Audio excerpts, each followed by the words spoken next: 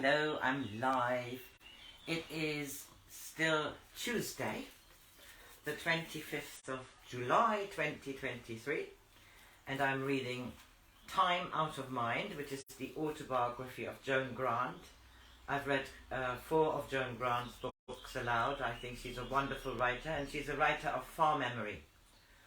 And she writes about reincarnations, her own reincarnations, and this book was really done on the request of loads of people who wrote to her wanting to have more explanation of how she wrote Winged Pharaoh and how she wrote Life as Carola and so on, and this is her answer to it.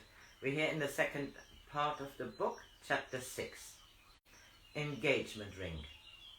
Early in 1926 I was again staying with Kirsten in London when I awoke one morning to find I was smothered in a rash. "I think it's measles," she said briskly, shoving a thermometer into my mouth. "Thank goodness you're only 99.4, so you can go home by train before Mummy notices and puts me in quarantine." The sour little joke that allergy can play on its victims were then virtually unrecognized, so the rash, which persisted for several weeks, was diagnosed as incipient measles, typhoid, scarlet fever, and assorted rare and unlikely skin diseases until at last it was grudgingly admitted to be no more than the aftermath of a bad lobster at the Kit Kat. I was kept in bed moping and scratching, and the only ray of light in the Stygian gloom that was Graham Spleen, who until then had only been one of the young men with whom I danced at the workmen's parties, travelled down to Hayling 2 or 3 times a week to stay at the hotel on the off chance that I would like to see him. I felt far too hideous to see anyone, especially someone who cherished an image of me which was only worthy of tributes of flowers and hothouse grapes. But he continued to bring them to the house, and wrote to me every day and impressed Mother with his suitability as a son-in-law. She allowed wishful thinking to cloud her foresight, and announced that I might just as well let Graham see me at a disadvantage, as I was going to marry him within a year. I accepted her predictions as being as inevitable, although more beneficent as her verdict on the fate of the Titanic and the tennis court roof. She must have heartened Graham too, for instead of being surprised when I accepted his proposal, he produced a blue Morocco case from his pocket in which 8 fine sapphires were embedded in wax, which suggested designs for settings painted round them to be reproduced in diamonds as soon as I had selected the gauge of my choice. For a time I basked in maternal approval, in the welcome of my prospective in-laws, and in the shelter from my secret world afforded by a kindly, reliable, unimaginative man who was never cross with me even when I knew I was being illogical and tiresome. It was unfortunate that he was not a good games player, but as I had grown as large as a golf ball on my right wrist,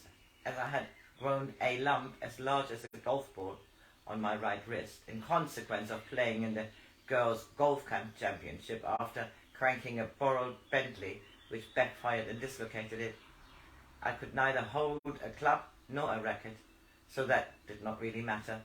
He was not as frivolous as my other young men had been, but why should he be when they were still undergraduates, while he had spent 4 years in the Navy, fighting a war while they were at Eton or Winchester? Several Wickhamists, including Douglas and Richard and Leslie, rebuked me for getting engaged to a Harrovian, but I told them, rather coldly, not to be so narrow-minded. In the large 2-seater Minerva, it had a special body with gunmetal fittings and pigskin upholstery, which he gave me. I toured the home countries in search of a suitable house. Perhaps I subconsciously knew I would never live in it, for every one of the dozens I looked at had some unsurmountable snag. He even, bless him, gave me his Clumber Spaniel, Derry, to console me after my black Labrador died. Derry, who was so obedient that he was rather a dull dog, fortunately transferred his spaniel devotion exclusively to father.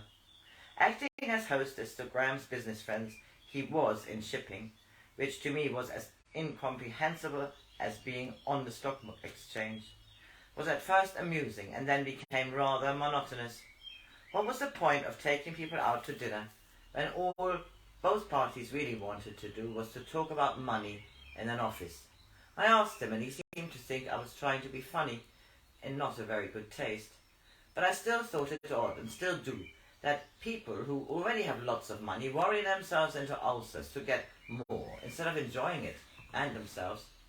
In September, after a fortnight tramping over Bruce moors in the lowlands, where I found that, although Graham was not much use in the tennis court, he was a very good shot, he took me to Oban to join his family on their yacht.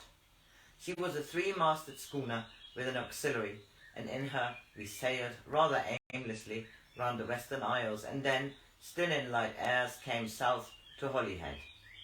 Here Graham had to return to London by train, as his father said he had already been away far too long from the office. Sir John was a martinet, but we crossed swords with mutual pleasure and respect, to the amazement of his wife and Ray, his daughter, who never argued with him. He got his own way even more easily now, for he was suffering from the angina pectoris, which was soon to kill him, and he had a hospital nurse on board. There were gale warnings, and the sky over the Irish Sea was black with thunderclouds. The skipper, a dour red-headed Scot, was tactless enough to say at dinner that he was glad we were in harbour, as it would be a dirty night, far too rough for an invalid, so Sir John immediately ordered him to put up to sea. By midnight, 21 of the 23 paid hands had been seasick, and all the passengers except the owner were prostrate in their bunks. There was a foot of water sloshing backwards and forwards on the floor of the cabin I shared with Ray. Every time I tottered to the heads, I got even more cold and wet, but still managed to keep with a stub of a pencil on the white painted ceiling over my bunk a tally of the number of times I was sick. I had got to 16 when the door crashed open and Sir John, wearing sea boots, waded in, with an enormous cigar in one hand and a bottle of champagne in the other. "Thank God the bloody nurse is too sorry for herself to tell me that drink and smoke will kill me," he bellowed, puffing to tell me that drink and smoke, puffing a cloud of cigar smoke at me. It was the last straw. In the cold, dank fury of one unfamiliar with the degradation of seasickness, I roared, "Throw that bloody cigar away, or I'll stub it out on the back of your neck."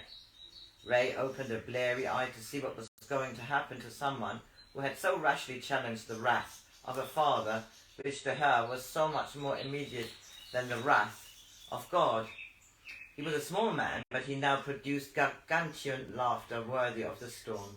He slopped champagne into a toothglass, made me drain it twice, threw me a set of oilskins, and told me to come up to the cockpit and share the fun.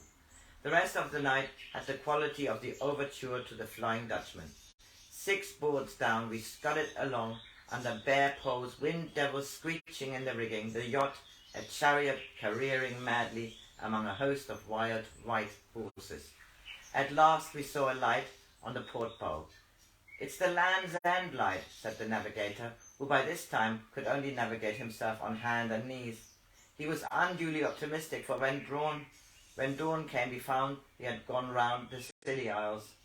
A day later we came into Falmouth, under a tethered jib, while ships sounded their sirens and sailors cheered as we passed, for it was thought we had foundered, as several other vessels did that night. Ray and I went ashore to buy Devonshire cream. I saw a Pullman train labelled London. There was a great temptation to board it, but I managed to refrain. From then on I was allowed to take the helm whenever I felt inclined, which was until I was too tired to stand on my feet, for there are few pleasures keener than steering a big yacht in full sail, especially when she has a well-trained crew alert to jump to your orders. Before the end of the cruise, Sir John announced that I had better continue my lessons in seamanship during the winter. In February he would send the yacht to the Mediterranean, so that I could spend my honeymoon cruising among the Greek islands. In October Graham told me I had been invited to stay with his maternal aunt near Bernard Castle in Durham. The night before we left London I had such a vivid dream of a ghost I was going to meet in the house that, Although we had tactically agreed not to discuss spooks, I could not resist telling him about it. He was disconcerted and implored me on no account to mention the subject to his relations. It would only embarrass them, dear. Do please believe me. I loathe it when people think you're odd or eccentric. Spooks and all that kind of thing are not only dangerous, it is unhealthy. I tried not to show I was hurt. It would be most unfair to blame Graham when I had deliberately chosen him because his downherness would help me to live efficiently in the world with my feet firmly planted on solid ground. I might never have mentioned the dream again unless he had tried to put me off by telling me that the house was 50 miles further than it really was, and driving past the gates at 60. The moment I saw the stone pillars in the beam of the headlights, they were so familiar that I told him stop being an ass and turn back, which he did rather sheepishly. The house itself was a disappointment, for instead of being grey stone with a red pantile roof, the walls were so thickly covered with ivy that it looked dark green. And instead of being set in sloping fields of rough grass, there were neatly terraced gardens. The staircase was in the wrong place too, and the room I was given was right only in its shape and the position of the window. The furniture and the wallpaper were quite different.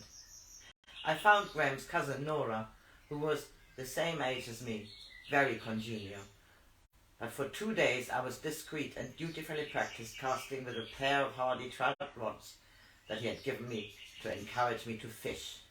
On the third night she came to my room for a gossip after everyone else had gone to bed. I knew, although I could not remember the details of the conversation, that I had spent most of the previous night chatting with the ghost. I could not resist telling Nora about her. She came in through the window, I said. She was quite young, about our age, and wore a white cambric dress with lavender sprigs. The kind of dress a serving maid might have worn in the 18th century. I wish I could remember her name or why she was here. She was about 30 when she died, but she only lived here when she was young. She said to me, "Sometimes I come back to look at the old place. No one can prevent me from coming back any longer." The story sounded very thin, and I felt shy for having embarked on it.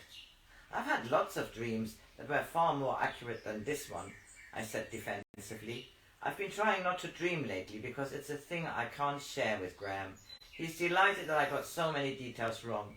I expected the house to be grey instead of green, and the staircase is in the wrong place and the gardens weren't here." "Where was the staircase?" asked Nora quickly. "In the corner of the gallery. It was a spiral stair in the thickness of the wall. There was a horror on it which frightened me so much that I fled out of the house and down the drive. I woke up when I reached the gateway. That's why I remembered so clearly what it looks like." Nora smiled. "I've got something in my room which you might like to show Graham." She brought me a watercolour of the house as it had been when her grandfather bought it about 1850. The house was then exactly as I had seen it. "The staircase was where you described it too," she said warmly. "I don't know what the horror was, but I remember my father telling me that before grandfather would live in the house, he had the old staircase bricked up. He said it was unsafe." "Have you ever seen a ghost? Have you ever seen my ghost?" "None of us have. I don't think we are a very ghost-seeing family, but several other people have. We thought it was only because they knew that the house is supposed to be haunted. She was the only daughter of the man who built the house, and she climbed out of that window and eloped to Gretna Green. Her father never forgave her, even when she was widowed. When she knew she was dying, she wrote imploring him to let her come home, but he never answered the letter." She smiled. "I'm so glad that you were able to talk to her, so that she knows she will always be welcome here." That was chapter 6 of the second part of this book. Oh, I hope it's recorded because it says empty battery.